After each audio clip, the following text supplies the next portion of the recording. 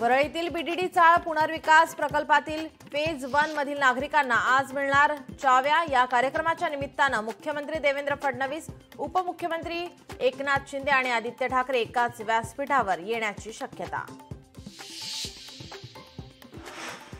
Coastal रोडच्या 5.25 kilometre लांबीचे विहार क्षेत्र 4 पादचारी भुयारी मार्गाचे आज लोकार्पण। मुख्यमंत्री देवेंद्र फडणवीस यांच्या हस्ते होणार लोकार्पण।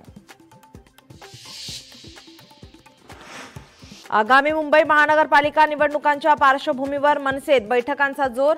आज राज ठाकरे यांच्या उपस्थितीमध्ये मनसेच्या शाखाध्यक्ष, उपाध्यक्ष, गट अध्यक्षांची बैठक।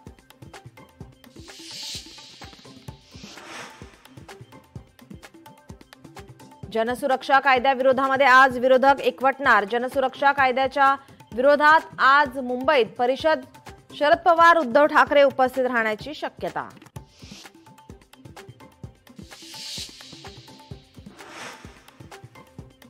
लोकशाही मरतीये त्याला पाणी द्या, उद्धव ठाकरेंची सरन्यायाधीश यांच्याकडे मागणी।